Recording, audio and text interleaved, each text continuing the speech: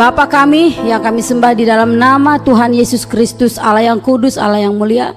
Terima kasih Tuhan untuk siang hari ini, di mana Engkau persatukan kami kembali di dalam kasih-Mu Tuhan, sehingga kami bisa kembali bersama di sini Tuhan, bersatu hati Tuhan, untuk menyembah dan memuji Engkau ya Allah Bapa. Tuhan, terima kasih untuk sepanjang minggu penyertaan-Mu sempurna, sehingga di hari yang indah ini Tuhan, kami dapat bersatu di sini Tuhan, untuk menyanyi, menyembah Engkau Tuhan. Terima kasih Bapa untuk penyertaan-Mu sepanjang minggu ini Tuhan Yesus. Terima kasih, biarlah segala kemuliaan dan hormat hanya bagi-Mu ya Tuhan. Tuhan, urapi kami Bapa, penuhi kami dengan Roh Kudus-Mu Tuhan, supaya kami Tuhan hanya menyembah Engkau di dalam roh dan kebenaran. Terima kasih Bapa, terima kasih. Kami percaya Tuhan, segala pujian hanya bagi-Mu. Haleluya, haleluya, haleluya. Dalam nama Yesus kami berdoa dan bersyukur. Haleluya, amin. Ruang Maha Kudus dengan darah anak domba, ku masuk dengan hati tulus, menyembah yang maha kuasa. Katakan lagi, ku masuk ruang Maha Kudus dengan darah anak domba, ku masuk dengan hati tulus, menyembah yang maha kuasa. Katakan, ku menyembah-Mu, menyembah-Mu. Kami sembah Engkau Tuhan, ku sembah-Mu,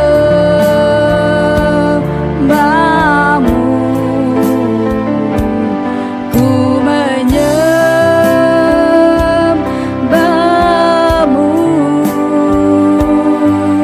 ku sembah-Mu,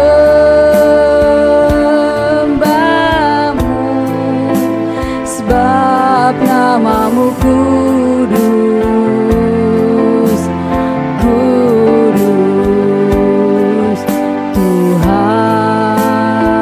Katakan, sebab nama-Mu kudus, sebab nama-Mu kudus, kudus Tuhan. Kita nyanyikan dari mulai.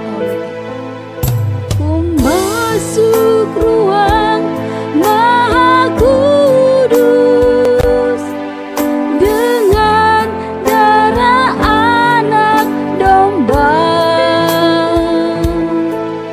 ku masuk dengan hati tulus, menyembah yang maha kuasa. Katakan, ku menyembah-Mu, menyembah. Kami sembah Engkau Tuhan, ku sembah-Mu,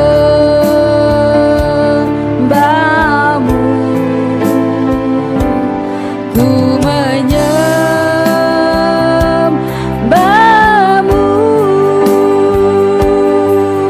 ku sembah-Mu,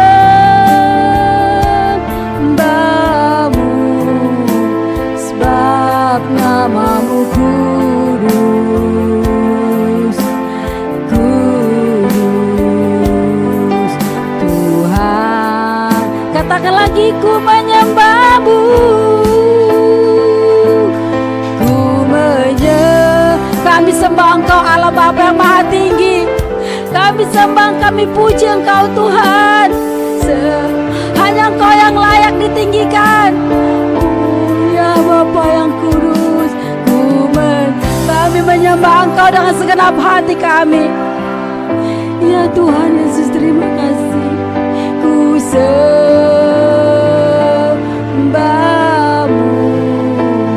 sebab nama-Mu kudus, kudus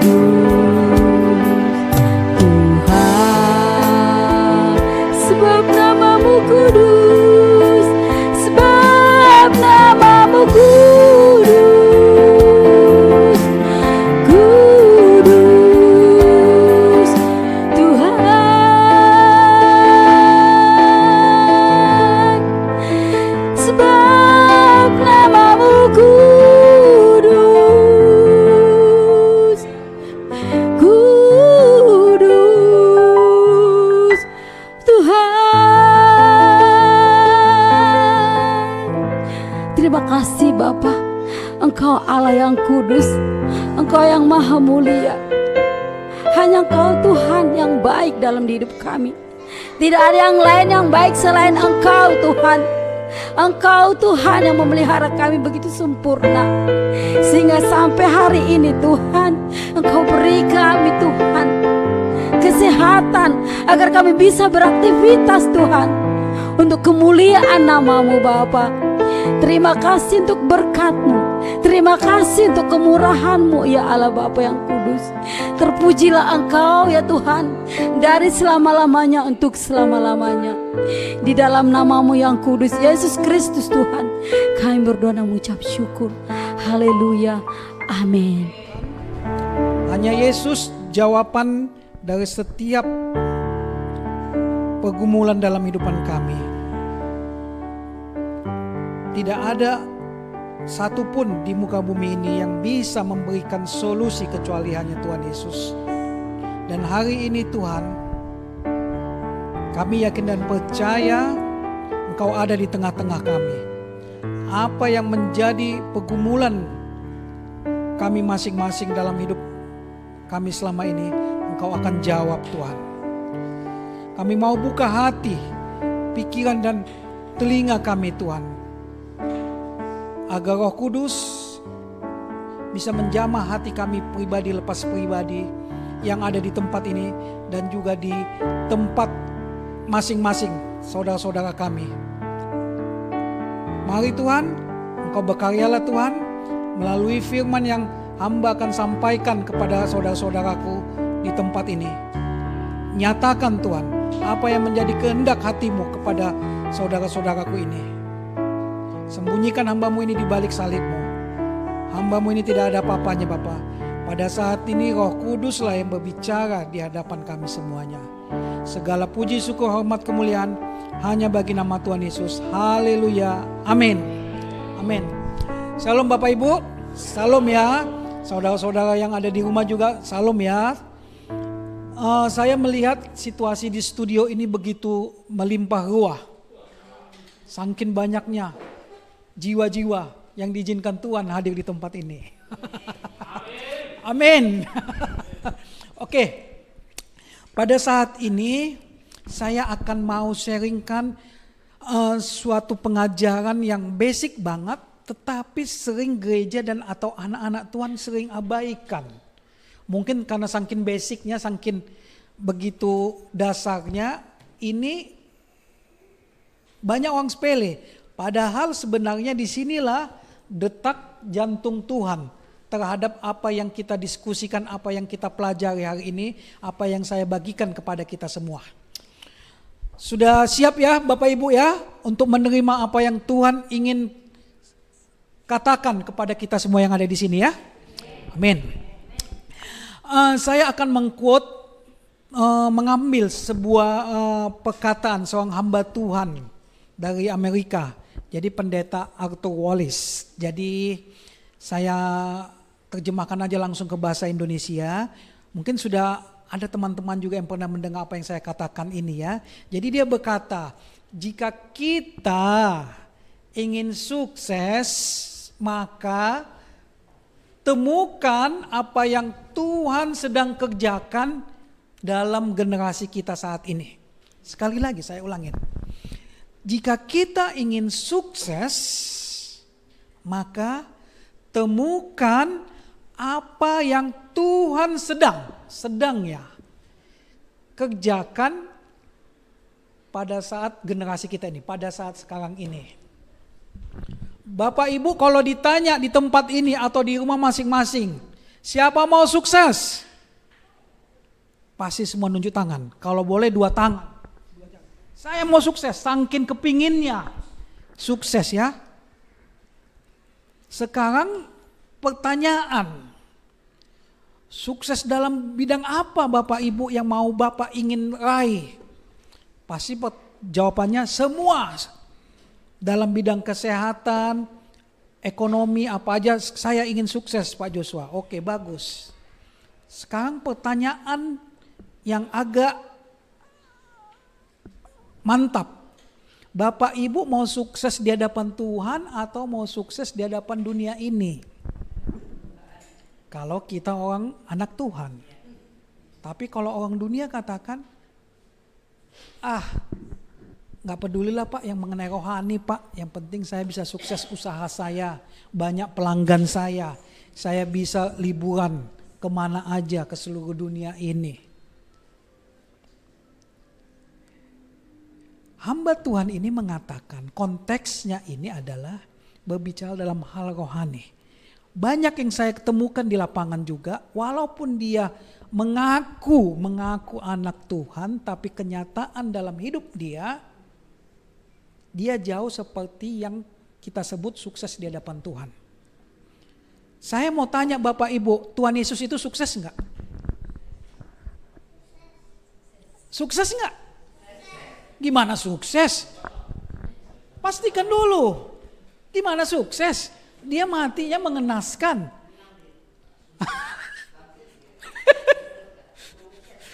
Dia matinya menderita. Tempatnya, ajubile istilah. Bagi orang dunia, Tuhan Yesus itu gak ada apa-apanya. Gak ada apa-apanya.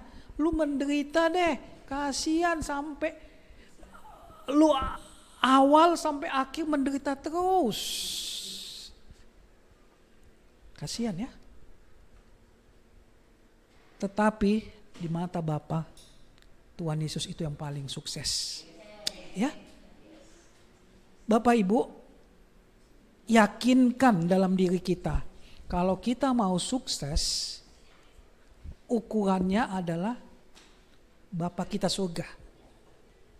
Kalau dunia, banyak orang kita lihat orang yang sukses ini ukurannya dunia. Banyak sahamnya di mana-mana, banyak usahanya, pokoknya banyak lah dalam hal dunia. Tetapi sebenarnya iman dia kepada Tuhan itu tidak ada sama sekali. Gak sukses bagi Tuhan ya. Saya ambil ilustrasi biar Bapak Ibu bisa menangkap lebih dalam lagi. Seorang hamba Tuhan diangkat ke surga, ditunjukkan tingkat-tingkatan surga 1-7. Terakhir dilihat dia tingkatan paling ekonomi yang di sebelah kiri, Tuhan Yesus waktu disalibkan. Kelas paling ekonomi. Tapi surga juga, enak juga. Naik ke tingkat 7 ini banyak juga hamba-hamba Tuhan ya katanya. Padahal hamba-hamba Tuhan ini sukses. Nyampaikan firman, mengusir setan. Apalagi? Pokoknya dia sukses, KKR sampai ribuan orang menghadirinya. Tapi kok tingkat 7 gitu. Tingkat 6 yang lebih radikal lagi, yang lebih oke lagi dalam mengikuti Tuhan. 4, 3, 2, 1. Kalau 1 ini yang hebat-hebat adalah Rasul Paulus. Semua lah ya. Yohanes sudah pada duduklah di situ ya. Itu di tingkat 3 dilihat dia kenal ada seorang ibu tua. Ibu tua. Dia tahu waktu di dunia ibu tua ini gimana ya? Apa yang bisa kita lihat dari ibu tua ini? Tapi tingkatannya tinggi banget di atas hamba-hamba Tuhan. Nanya dia sama malaikat. Malaikat. Ini kenapa ini ibu-ibu tua ini ada tingkat 3 nih? Ini lumayan tinggi nih ini. Dekat tahta Bapa di surga nih. Padahal saya tahu kehidupan dia biasa-biasa aja. Pelayanan dia ya biasa-biasa aja. Apalagi membantu orang bukannya radikal banget. Enggak, gimana ya? Saya kurang setuju juga malaikat. Sementara di tingkat 7 saya lihat ada orang yang saya lihat hidupnya itu luar biasa dipakai Tuhan. Banyak orang mengalami jamahan Tuhan melalui orang tersebut yang di tingkat 7 ini. Kenapa kok bisa berubah ini? Lalu malaikat ini berkata, Pak, ibu ini selama di dunia dia melakukan apa yang menjadi kehendak Tuhan dalam hidup dia. Apa yang menjadi kehendak Tuhan? Ibu ini banyak berdoa bagi banyak orang lain. Ibu ini banyak membantu. Tadi Bapak bilang dia jarang membantu, tetapi ibu ini membantu gak mau kelihatan. Ibu ini mau menolong banyak orang lain. Ibu ini pokoknya sesuai kehendak hati Bapa dilakukannya. Bapak ini jadi malu sendiri. Iya ya, membantu orang gak perlu ditunjukin. Ya, kalau orang dunia, kalau membantu orang lain dipanggil wartawan. Ini saya membantu orang, tolong ya dipoto, tolong bikin dia apa ya nanti ya. Ya, artinya apa? Dia mau cari ketenaran. Bagi kita Bapak Ibu, anak-anak Tuhan, menolong, membantu orang lain, mendoakan, tidak perlu kita cari muka, carmuk ya, cari muka. Tapi cari muka lah kepada Tuhan. Dia yang menilai ya. Dianya juri kita dalam kehidupan kita. Jadi akhirnya kita lihat ibu ini berhasil di hadapan Tuhan. Tapi di hadapan manusia ibu ini tidak berhasil. Karena yang kelihatan, kalau manusia melihat yang kelihatan. Makanya yang tadi saya katakan, temukan apa yang Tuhan sedang kerjakan, maka hidupmu akan berhasil. Ibu ini menemukan apa yang Tuhan sedang kerjakan dalam hidup dia, maka dia berhasil di hadapan Tuhan. Oke, sekarang ini kita mau belajar apa yang Tuhan sedang kerjakan dalam kehidupan kita ini. Mau ingin tahu ya? Biar kenapa? Tuhan melakukan ini, kita berjalan ke sebelah kiri. Berarti hidup kita gak berhasil. Sangat saya tekankan, saya sangat menekankan kepada kita semua yang di sini, juga kepada saudara-saudara yang ada di rumah nantinya. Yakinkan diri kita masing-masing bahwa dalam perjalanan hidup kita di dunia ini, kita melakukannya sesuai dengan kehendak hati Bapa. Amin ya. Tahu gimana orang bertinju? Bertinju kan ada sasarannya di depan kan? Bukan bertinju asal pukul-pukul kayak gini, habis tenaga kan? Padahal sasarannya di depan, dipukulnya ke sebelah kiri kanan. Lawannya biasa aja, gak kena. Kita udah kehabisan tenaga. Kita jangan mau gitu. Kalau mau kita sekali mukul, tenaga besar, habis musuh itu. Karena kita tahu target kita ada di depan. Amin ya. Jadi saat ini kita mau belajar apa yang Tuhan sedang kerjakan di dalam kehidupan kita masing-masing ini. Dalam kehidupan dunia ini. Oke, kita buka satu ayat yang dari kecil ini sangat sering digaung-gaungkan. Biasanya di Natal ini. Ini mau Natal ya, gak apa-apa. Yohanes 3 ayat 16. Wah, ini udah tahu semua. Sudah tahu banget, gak apa-apa. Saya ulangin lagi, saya baca ya. Yohanes 3 ayat 16. Karena begitu besar kasih Allah akan dunia ini, sehingga ia telah mengaruniakan anaknya yang tunggal, supaya setiap orang yang percaya kepadanya tidak binasa, melainkan beroleh hidup yang kekal. Artinya Tuhan ini sangat mengasihi dunia ini. Ya, dikatakan karena begitu besar kasih Allah akan dunia ini, sehingga ia mengaruniakan anaknya yang tunggal. Saya merenung, melihat, merasakan kasih Bapa itu kepada kita semua yang ada di dunia ini. Dia gak ingin, saya sering berkontekstual kepada saudara-saudara kita kaum M. Saya menyatakan begini, semua manusia ini ciptakan Tuhan kan? Iya, setuju. Kalau saya menciptakan semua, saya gak mau hasil ciptaan saya ini jauh dari saya. Ini kita menangkap biar lebih sederhana. Setuju? Setuju Pak. Tapi kenyataannya yang terjadi, ciptaannya itu pergi ke tempat yang lain. Tidak ke dia. Ke tempat yang lain maksudnya ke neraka. Sedih saya kalau melihat ciptaan saya sendiri itu larinya ke tempat lain.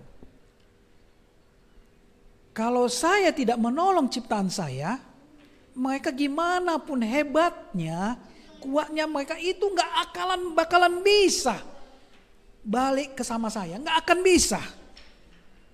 Jadi inisiatif saya harus turun ke bumi untuk menyelamatkan ciptaan saya.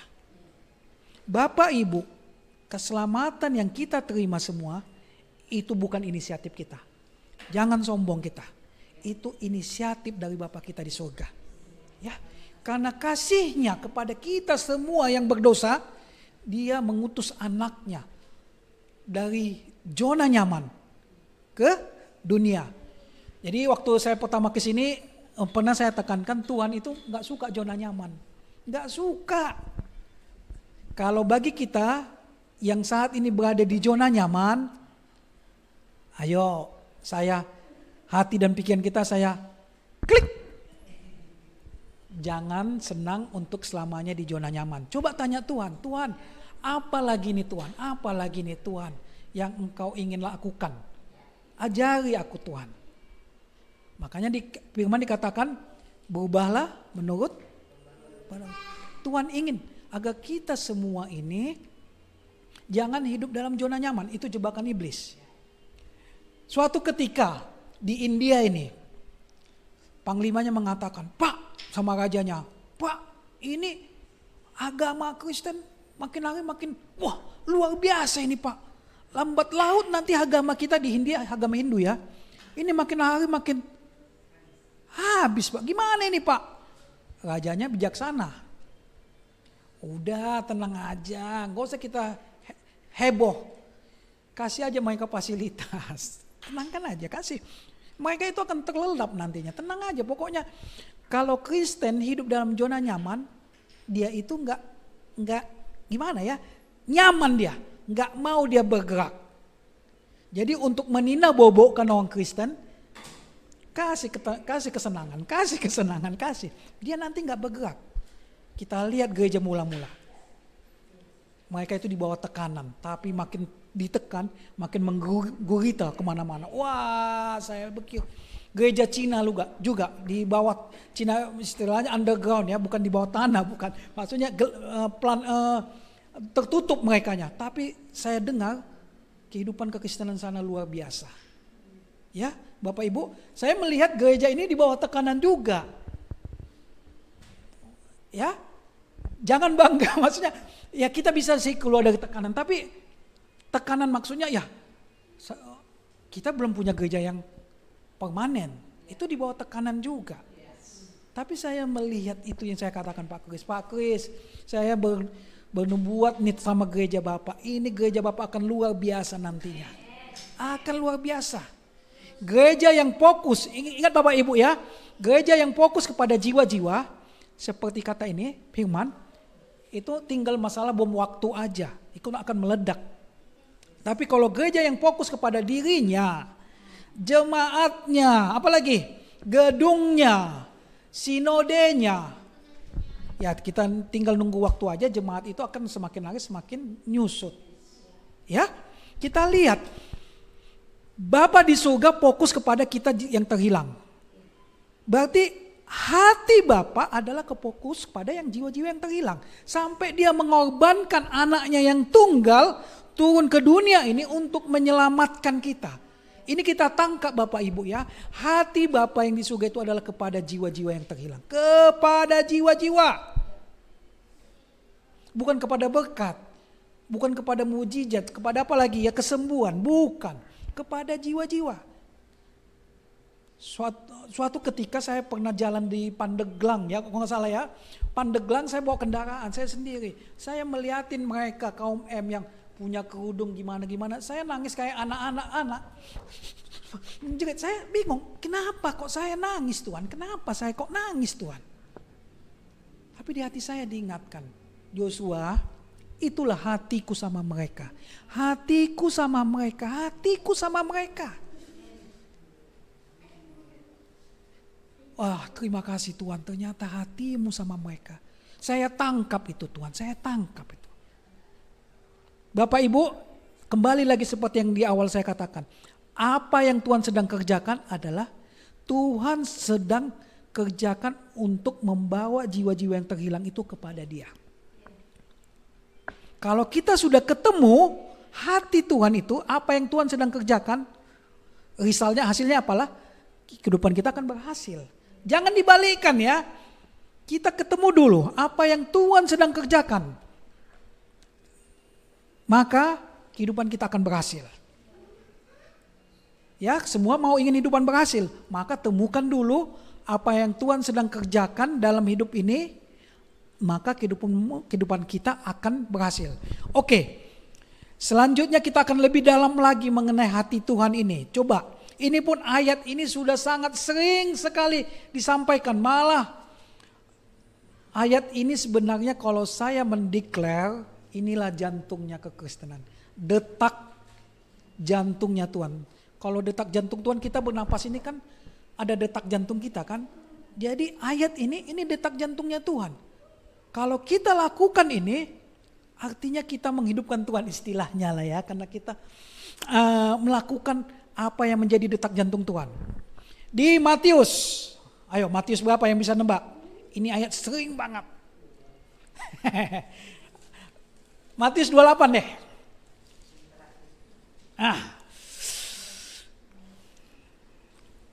Matius 28 ayat 18 sampai 20. Hebat ya, terakhir dibikin di ujung dia ya. Setelah itu dia masuk ke Markus ya. Oke, saya baca.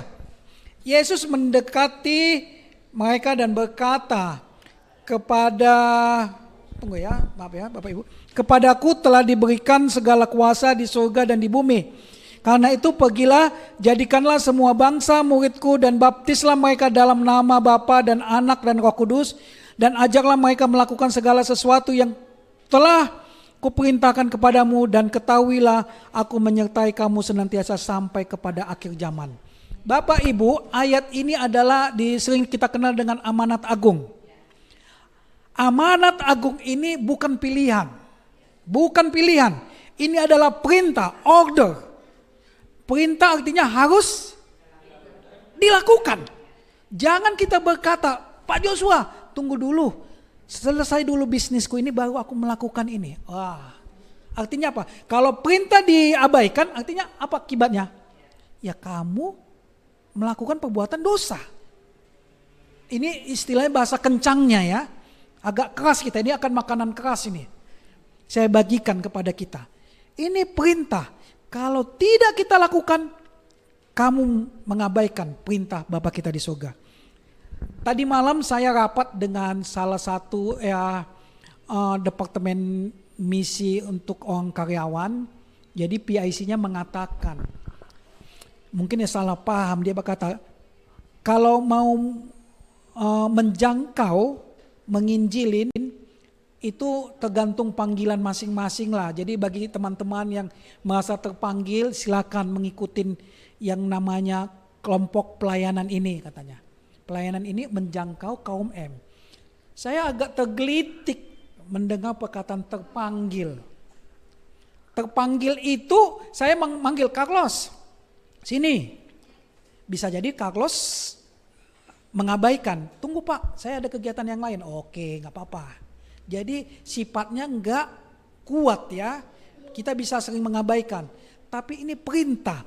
Jadi kalau perintah amanat agung itu harus hukumnya 100%. Haram hukumnya tidak melakukan. Ya mungkin pemahaman teman kita itu agak sedikit gimana melihat yang namanya amanat agung. Tapi amanat agung ini perintah dan merupakan suatu kehormatan untuk melakukannya. Wah, ini yang paling senang saya. Ada kehormatan. Kehormatan bagi Tuhan ya. Kita melakukannya, wah mantap. Dia acungi hormat. Wah, luar biasa. Pak Charles melakukan amanat agung. Wah, luar biasa. Bu Esther melakukan amanat agung. Aduh, ya, kehormatan. Perintah dan merupakan suatu kehormatan bagi kita melakukannya. Ya, coba semakin kita menangkap ini, Bapak Ibu, yakinlah cara pandang kita memandang hidup kita ini berubah. Abaikan dulu ya masalah hidup kita. Pak, nanti saya makan apa makan siang ini Pak? Saya nggak bisa ada apa. Pak, saya masih ada utang Pak gitu. Bagi Tuhan itu remeh-temeh, kecil banget ya. Ayat ini nanti menyatakan itu juga ya. Lihat. 18 Yesus mendekati mereka dan berkata, kepadaku telah diberikan kuasa di surga dan bumi. Seperti yang pernah saya sampaikan. Misalnya, saya Pak Presiden Jokowi. Carlos, kamu saya suruh ke Cilegon. Saya yakin Carlos nggak nanya, ada mau ngapain Pak? Oke siap Pak. Entah mau ngapain disuruh ngapain aja, siap aja. Lanjut pergi. Tapi kalau saya sebagai orang biasa aja, Carlos kamu ke CCM ya Carlos, mau ngapain dulu? Saya ada kegiatan. Jadi kita melakukan sesuatu pekerjaan di dunia ini, orang sering melihat kapasitas yang menyuruhnya, benar nggak? Siapa dulu posisinya? Tapi posisi kalau ini di bawah kita, tunggu dulu lah langsung hitung-hitungan untung ruginya. Tapi kalau di atas kita kapasitasnya, oke, saya siap. Tuhan tahu cara berpikirnya orang kita manusia ini. Ditunjukkan, aku ini pemilik alam semesta, punya kuasa di surga dan di bumi. Itu ya, Tuhan itu bisa nangkap, mantap ya. Tuhan itu ya, langsung masuk gini. Kepadaku telah diberikan segala kuasa dan surga dan bumi. Masuk kepada perintahnya. Karena itu pergilah. Ya, terkadang saya meneliti juga kata-katanya ini bagus perkataannya. Enggak dibilang injililah, enggak, diamlah. Punya hubunganlah kau dengan aku kata Tuhan. Tapi dibilang katanya pergilah. Kembali lagi saya katakan, Tuhan itu enggak suka zona nyaman. Ya, artinya kalau pergi berarti kita pergi ke suatu tempat yang seperti Yabes katakan, perluas wilayahku. Ada nyambungnya dengan amanat agung. Kamu harus pergi Yabes. Tapi Yabes bilang, Tuhan perluas wilayahku. Benar, Tuhan kabulkan. Pergilah. Jadikanlah semua bangsa muridku dan baptislah mereka dalam nama Bapa dan Anak dan Roh Kudus dan ajarlah mereka melakukan segala sesuatu dan telah aku perintahkan kepadamu. Ada 4 kata kerjanya ya. Pergi, jadikan, baptislah, dan ajarlah. Jadi Bapak Ibu, suatu ketika saya pernah ketemu dengan anak Tuhan, dia memilah-milah 4 kata kerja ini. Mana yang cocok menurut dia lah. Oh saya cocok mengajar, saya bagian pengajaran, berarti saya bagian ajar lah, pengajaran lah. Oh iya gak apa-apa. Dia itu, baptis gampang ya, tinggal mencelupkan aja. Syukur-syukur dia gak sampai kelupaan sampai 10 menit, gak naik-naik ke atas, itu bahaya juga ya. Ini pekerjaan gampang, di antara 4 ini yang pekerjaan yang paling gampang membaptis. Agak naik dikit levelnya, pergilah. Menyampaikan, jadikanlah semua suku bangsa. Yang agak berat ini pemuridan. Enggak Bapak Ibu, kita enggak bisa memilih-milih mana yang harus kita kerjakan di sini. Amanat agung itu terikat dia kepada 4 ini. Jadi sangat saya sayangkan kalau ada anak Tuhan, kalau dia melakukan amanat agung dia memilah-milah sesuai dengan keinginan dia. Enggak. Dia satu kesatuan. Kalau diambil kata kerjanya bahasa aslinya, ini jadikanlah semua bangsa muridku. Jadikanlah semua bangsa muridku. Untuk menjadi murid gimana dulu? Coba kita berlogika. Ini ada seorang murid, kita menghasilkan seorang murid ini gimana dulu caranya? Kita harus, dia menerima Tuhan sebagai juru selamat. Kalau dia nggak menerima Tuhan sebagai juru selamat, nggak akan mungkin dia jadi murid, nggak akan mungkin. Oke, dia menerima Tuhan sebagai juru selamat. Bagaimana dia menerima Tuhan sebagai juru selamat? Saya balikkan dulu. Dia mendengar mengenai Tuhan itu, ya kan? Dia mendengar mengenai kuasa dan kehebatan Tuhan itu. Bagaimana dia bisa mendengar? Ada yang menyampaikan, ada yang mengajar. Artinya Bapak Ibu, kalau dari awal kita mengambil, artinya kita harus menginjili, menyampaikan kebenaran firman itu kepada jiwa-jiwa yang belum mengenal. Sesudah dia mendengar, Tuhan jamah hati dia, iya ya benar ya, kuasa Tuhan itu luar biasa. Saya mau deh mengakui dia sebagai juru selamat. Itu level-levelnya, tingkatan-tingkatannya. Setelah kita bimbing dia, kita yakinkan dia, oke, kita ajak dia masuk dalam baptisan selam. Setelah itu untuk semakin lebih dalam lagi, kita muridkan dia. Dan ujung-ujungnya tergenapi apa yang dikatakan ini. Semua suku bangsa menjadi muridku. Pernah saya baca riset orang Kristen, ini orang Amerika katakan. Jadi kalau satu orang itu, kalau kita PI, kita sampaikan kabar baik, itu gak bisa langsung terima Tuhan Yesus sebagai juru selamatnya. Tapi kalau Roh Kudus berkarya, sebelum kita bilang, Pak, udah aku tuh sudah terima Tuhan Yesus itu sebagai juru selamat. Bisa. Kalau Roh Kudus ya. Tetapi berdasarkan riset mereka, itu ada sampai 30 sampai 40 kali orang mengatakan kepada dia. 30 sampai 40 kali. Saya berpikir, kalau saya PI sama satu orang nyampaikan kabar baik, saya keberapa ya Tuhan ya? Bisa jadi saya orang ke-10, bisa jadi saya yang pertama. Suatu ketika saya naik ferry ke Merak, dari Merak ini ke Lampung, mau pulang ke Medan. Kan itu nunggu itu 2 jam. Saya lihat bapak-bapak lagi sendirian. Saya tanya, saya say hello, Pak gimana, Bapak dari mana? Bekasi. Apa kerja Bapak? Saya kontraktor Pak. Oh, saya mau masuk, mau tahu ini mengenai Isa. Bapak pernah dengar namanya Isa Pak? Saya bilang, saya mau tahu. Isa ya? Iya Pak, Isa Almasih. Oh, Isa Almasih. Itu developer mana ya Pak ya katanya? Kontraktor mana ya Pak ya? Dia bilang gitu. Saya sedih Bapak Ibu. Dia gak tahu Isa Almasih itu siapa. Berapa kali. Oh, jadi kesempatan saya, berarti sayalah orang yang pertama kepada Bapak ini. Pak, Isa Almasih itu juru selamat untuk manusia Pak. Oh iya Pak ya. Saya sudah menabur kepada orang yang pertama. Mungkin bisa jadi nanti ada anak-anak Tuhan yang memPI-kan dia.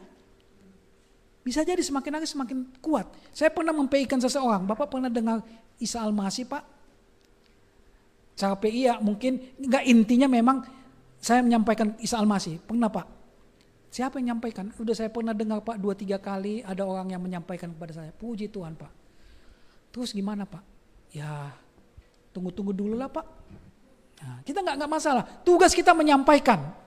Tugas kita bukan mengajak dia, ayo terima Pak. Kalau enggak Bapak saya apain? Saya pidanakan atau apa? Enggak. Itu urusan Roh Kudus. Bapak Ibu ingat, tugas kita adalah menyampaikan. Ya. Dan katanya suku-suku bangsa, jadikanlah semua murid suku-suku bangsa. Bangsa ini bukan berbicara mengenai negara. Bangsa Malaysia, bangsa Indonesia, bangsa Tionghoa, tidak. Ini pantata etne, artinya suku-suku bangsa. Saya ini terkoneksi dengan salah satu komunitas jaringan suku-suku, pantata etne. Suku bangsa ini menyatakan rumpun. Misalnya, saya ini suku bangsa Toba, Batak. Orang Batak ini itu ada 8 rumpunnya juga ya, Batak Mandailing, Batak Simalungun, Batak Karo atau Batak apa. Ini di hadapan Tuhan itu satu suku bangsa. Satu suku bangsa. Baduy, satu suku bangsa di hadapan Tuhan. Etne. Jawa Serang ini satu suku bangsa di hadapan Tuhan. Bukan berbicara mengenai demografi. Posisi Sunda kan Jawa Barat. Tidak juga, di Serang Banten ini banyak juga orang Sunda. Tapi di hadapan Tuhan Sunda itu satu. Jadi Bapak Ibu jangan terjebak yang dikatakan suku bangsa ini berdasarkan negara, bukan. Pastikan Bapak Ibu kita ini dari suku bangsa mana. Di data kami saat ini ada 164 suku bangsa yang mana jumlah anak Tuhan di suku itu tidak sampai 1%. Apa contohnya? Baduy, Jawa Serang ini. Kita ini tinggal di tengah suku bangsa yang gelap. Tengah suku bangsa yang gelap. Suku Batak itu termasuk suku yang gelap enggak itu? Tidak. Karena mayoritas udah anak Tuhan. Suku apa lagi? suku Minahasa. Itu suku gelap enggak itu? Suku terabaikan? Tidak. Itu banyak anak Tuhan. Suku Betawi termasuk suku gelap. Bukan gelap tubuhnya ya, bukan. Artinya jumlah orang kekristenannya situ sedikit banget. Ya, jadi Bapak Ibu, kita ini tinggal di tengah suku yang di hadapan Tuhan itu gelap banget sukunya. Makanya kita ini dimunculkan, dihadirkan di tengah-tengah suku ini untuk menjadi alatnya menyampaikan kabar baik kepada jiwa-jiwa yang ada di suku ini. Ada amin ya? Amin. Jadi kehormatan bagi Bapak Ibu untuk menyampaikan kabar Injil kepada banyak orang. Kehormatan. Saya ada data berdasarkan pidato SBY, Bapak Presiden kita mantan tahun 2014, di Indonesia ini ada 60.000 gereja dan 30 sinode. Kami data ada 130 gereja yang hanya memfokus kepada jiwa-jiwa terhilang. Itu 2014, 2016. Jadi 0, berapa persen Bapak Ibu. Jadi sekarang gereja-gereja banyak yang seperti saya katakan itu tidak fokus kepada apa yang Tuhan sedang kerjakan. Puji Tuhan ya Pak Kris ya, gereja ini fokus kepada jiwa-jiwa yang terhilang. Ya, tetap semangat Bapak Ibu ya. Amin. Dia itu masuk, itu perintah Tuhan kepada kita. Lalu upahnya diajarkan Tuhan kepada kita. Upahnya itu dikatakan, dan ketahuilah. Ketahui anak-anak, aku menyertai kamu senantiasa sampai kepada akhir zaman. Di mana ada Tuhan, di situ ada berkat. Barulah kebutuhan hidup kita ini dipenuhi Tuhan. Jadi jangan kita meminta kebutuhan hidup kita dulu, baru kita melakukan. Firman Tuhan, lakukan dulu firman Tuhan. Berkat itu menyusul di belakang kita. Ya, jadi pemahaman kita memandang hidup ini itu berubah. Kita melihat, kita mengetahui, oh ini pekerjaan Tuhan, mega proyek Tuhan itu amanat agung. Saya harus ikut di dalam mega proyek ini. Masalah berkat itu urusan Tuhan, tetapi Tuhan sudah tegaskan 100%. Di mana aku akan menyertai engkau sampai akhir zaman, berarti berkat itu akan ada sampai kita hidup di dunia ini. Tadi pagi saya berdoa sama istri, kami yakinkan dalam roh kami ini ikut dalam mega proyek Tuhan. Amanat agung Tuhan yang Tuhan sedang kerjakan saat ini. Bapak Ibu, saya mobilisasi juga ini kepada kita semua ya. Yakinkan apa yang Tuhan sedang kerjakan saat ini, kita ikut terlibat di dalamnya. Kita ikut terlibat. Kalau kita ikut terlibat di dalamnya, berkat-berkat surgawi itu akan mengalir. Ya. Gimana Pak Joshua aku terlibat? Oke, sekarang ini pertanyaannya. Gimana Pak Joshua aku mau terlibat? Saya mau masuk dalam mega proyek ini. Ini yang Tuhan sedang kerjakan saat ini dalam generasi kita. Yang pertama adalah sesuatu yang sering kita doakan. Kita berdoa. Berdoa jangan pakai ku ya. Orang tuaku, apalagi saudaraku, rumahku, pokoknya di belakang ku, semua yang berhubungan dengan diri kita, kita doakan, hindarin. Bisa kita mendoakan, tapi kurangi porsinya. Dulunya saya berdoa gitu, sekali berdoa itu kunya yang banyak, dan yang untuk yang lainnya terserah Tuhan lah, Tuhan yang tahu. Amin. Kunya, ya, proyekku. Jadi kita kurangin sekarang kunya. Kita mendoakan setidaknya tetangga yang menyakiti hatiku. Ku juga ada, tetapi ini udah balik, udah berubah. Yang kita doakan kan selama ini kan yang senang-senang buat kita. Tapi ini yang menyakitin, yang memfitnah aku Tuhan. Saya mendoakan Ustadz ini. Saya mendoakan bangsa dan negaraku ini. Saya mendoakan ini Tuhan. Para misionaris, pekerja lapangan. Saya mendoakan.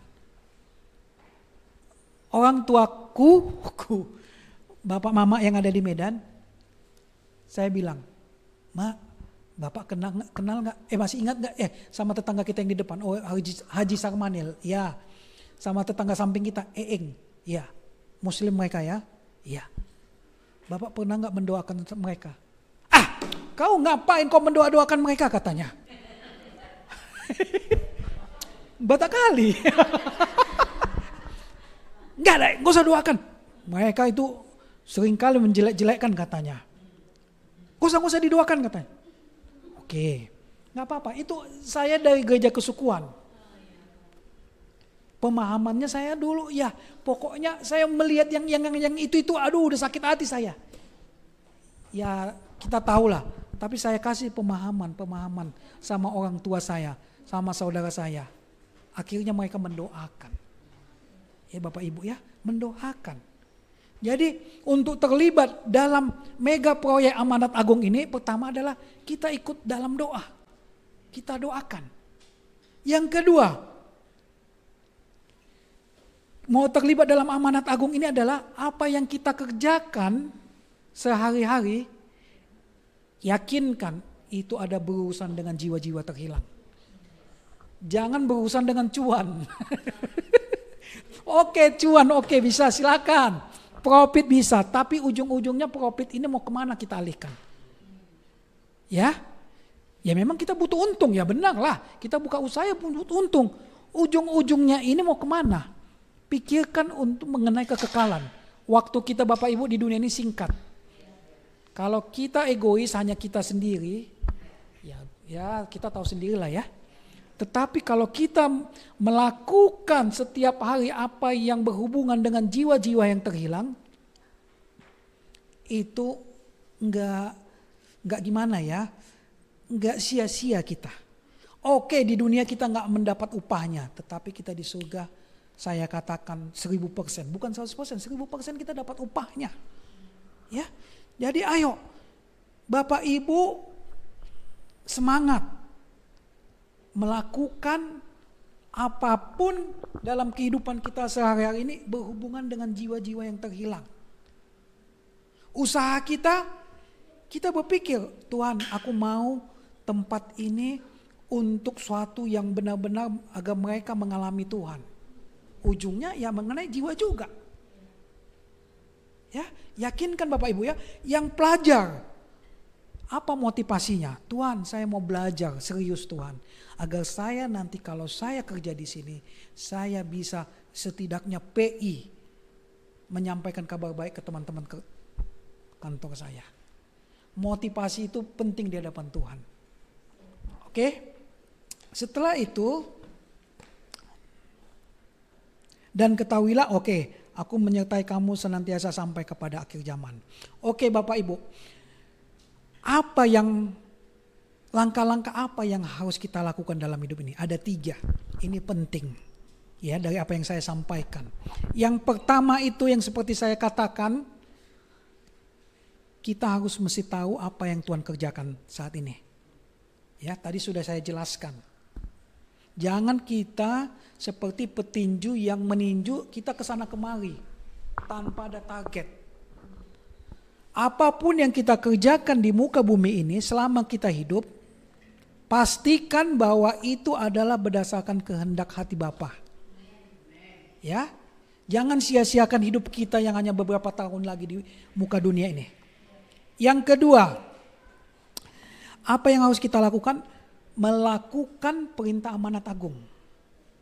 Jadi ini nggak boleh ditawar-tawar lagi. Pak Joshua saya melakukannya 95% deh. Tidak, 100%. Ini pengajaran yang keras. Bapak Ibu jemaat yang ada di sini, ayo saya mengajak kepada kita untuk melakukan amanat agung dalam kehidupan kita masing-masing.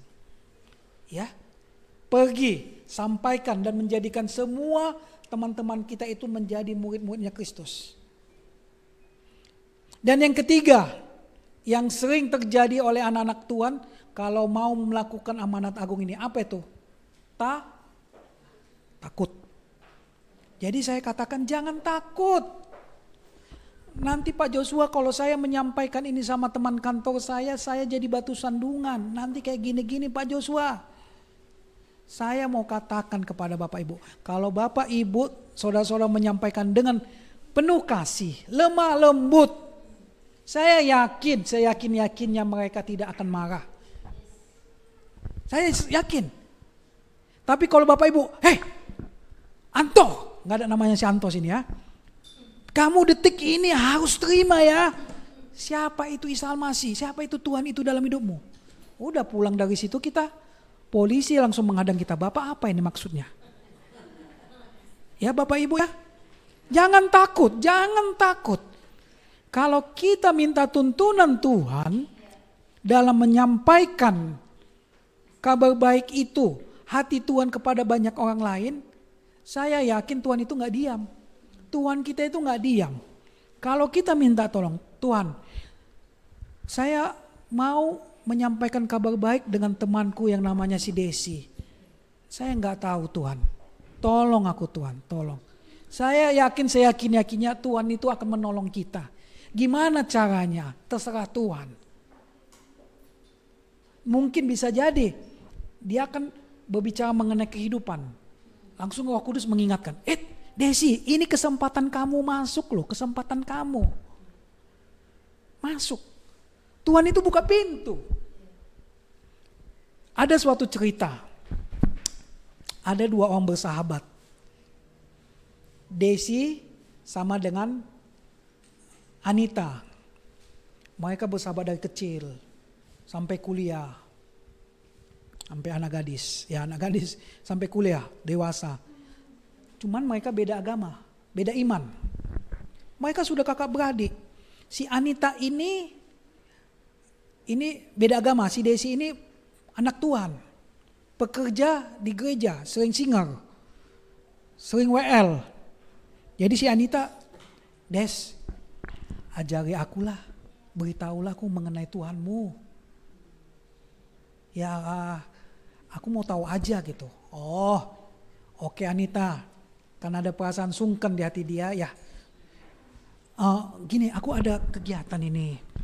Nanti pulang dari kegiatan ini, aku samperin kau ke rumah. Aku akan sampaikan mengenai siapa itu Tuhan Yesus ya. Sabar ya. Oke Anita. Oke, akhirnya pergi dia. Tapak kegiatan pelayanannya. Lupa dia terhadap janjinya. Si Anitanya masih bersabar. Des, kemarin kamu gak datang ya. Aku tunggu-tunggu. Oh iya lupa ya. Ajarilah aku. Aku sangat mau ingin tahu lah siapa itu yang kau sebut-sebut mengenai Tuhan itu, Tuhan Yesus itu, Isa Al-Masih itu. Oh ya udah, nanti ini saya lagi mau melatih nih. Saya mau, karena saya besok ada mau worship leader, saya mesti latihan dulu. Nanti sekitar 2 jam 3 jam setelah saya latihan, saya pasti datang. Ya benar ya. Ya. Akhirnya singkat kata, lupa lagi si Desi ini. Gak pergi ke rumah si Anita. Dan jam 10 malam ada telepon. Dilihat. Kak Desi, ini saya Tina. Oh iya, kamu Tin. Tina ini adiknya si Anita. Ya kenapa Tin? Mana Kak Anita? Nangis dia, si Tina ini. Kakak datang Kak, Kak Tina lagi di ruang ICU Kak, katanya. Wah, udah terkejutlah dia. Hah, di ruang ICU? Iya Kak, ini kayaknya nyawanya nggak lama lagi Kak, udah parah, dia kecelakaan Kak Anitanya Kak. Keluar darah dari kupingnya, dari hidungnya, dari apanya semua Kak. Ngebutlah dia, nggak peduli dia. Yang dia teringat satu, janjinya ini. Aduh, ngebut dia terus. Dan sampai di rumah sakit, wah, apa yang terjadi? Si Anita keburu meninggal.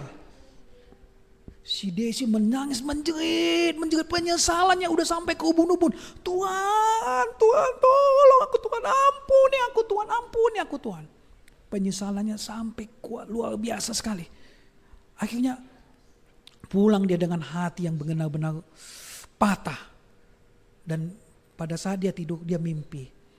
Si Anita dengan muka marah berkata kepada si Desi, kamu anak, maaf ya, kamu anak kurang ajar, kamu teman yang gak becus, kamu teman yang benar-benar saya benci, kamu teman-teman yang tidak tahu diri. Desi, saya benci kamu Desi, saya benci kamu Desi. Sampai sumpah serapah dikatakan, ampuni aku Anita, ampuni aku Anita, ampuni. Gak ada lagi. Si Desi sangat benar-benar patah hatinya. Kenapa? Dia tidak pernah menyampaikan kabar baik itu kepada si Anita. Aku di neraka gara-gara kamu Desi, gara-gara kamu Desi. Si Anita ngomong sama si Desi. Padahal banyak waktunya si Desi dengan si Anita. Tapi Desi ini sok belagu. Ya gak tahu lah, mungkin perasaan yang saya katakan takut, segan, enggan atau apapun diutamakan dia. Ya, padahal si Anita sudah mau ingin tahu. Di neraka, aku di neraka gara-gara kamu Desi. Yehezkiel katakan, pada saat kebenaran baik itu tidak kita sampaikan kepada seseorang itu, maka darah orang itu akan diminta pertanggungjawaban kepada kita. Yehezkiel. Tetapi pada saat kita sudah sampaikan, orang tersebut tidak mau terima, itu bukan urusan kita. Dia akan mati dalam dosanya. Tapi kita lepas. Bapak Ibu, coba kita nanti merenung dalam hati dan pikiran kita. Siapa yang selama ini yang belum saya sampaikan? Jangan nanti pada saat waktunya tiba penyesalannya seperti kayak si Desi ini kita. Doakan orang tersebut, doakan. Saya katakan kalau kita dengan penuh hikmat bijaksana minta tuntunan Tuhan untuk menyatakan itu, Tuhan akan tolong. Jangan takut. Makanya bangsa Israel seringkali diingatkan Tuhan, jangan takut, jangan takut. Ayo maju terus. Saya pun sering seperti itu, takut Tuhan, aduh gimana. Tetapi saya mau belajar terus supaya jangan ada waktunya kita bertemu sama mereka, di situ sebenarnya kesempatan kita. Sampaikan aja mengenai kuasa Tuhan. Mereka itu kalau berbicara mengenai Tuhan menyentuh sekali hatinya. Saya berapa kali kalau berbicara mengenai Tuhan, jangan dulu untuk membawa mereka kepada Isa Al-Masih atau Tuhan Yesus. Bicara kebaikan Tuhan dalam kehidupan mereka, amin, amin Pak, amin. Mereka mengiyakan. Ya Bapak Ibu ya, jangan ada nanti penyesalan dalam hidup kita kalau kita saat kita Tuhan memanggil kita, aduh kenapa Carlos kamu sama dia saya beri waktu 7 tahun. 1 menit pun gak pernah Carlos sampaikan siapa itu Tuhan. Apa yang selama ini kamu kerjakan Carlos sama dia? Kamu bicara mengenai yang lain, mengenai kuliahmu, mengenai inimu, kerjaan. Aku gak kau sampaikan Carlos. Aku yang menyusun, kau bertemu sama dia dengan harapan Carlos bisa sampaikan mengenai aku sama dia. Jangan Tuhan nanti ngomong sama kita. Tuhan sudah setting waktu pertemuan kita sama beberapa orang, tapi tidak kita manfaatkan. Ya, Bapak Ibu ya, kita berubah menjadi yang lebih baik. Dan yakinlah, kalau kita melakukan apa yang menjadi detak jantung Tuhan, yang Tuhan sedang kerjakan saat ini di generasi kita, maka yang namanya keberhasilan di hadapan Tuhan itu akan terjadi dalam kehidupan kita. Dan saya pribadi mungkin kita setuju. Saya Pak Joshua sangat setuju kalau saya dibilang Tuhan berhasil. Itulah penghargaan yang tertinggi yang kita terima nantinya. Manakala sepanjang hidup kita di dunia ini melakukan apa yang menjadi kehendak hati Tuhan kita kerjakan. Yaitu menyampaikan kabar baik kepada jiwa-jiwa yang terhilang. Yang banyak di sekeliling kita. Tetangga kita, bos kita, bawahan kita, karyawan kita, siapapun itu. Kita selalu bersentuhan. Saya yakin semua ini bersentuhan kepada mereka. Setiap harinya. Ya, ada amin ya? tetap semangat ya.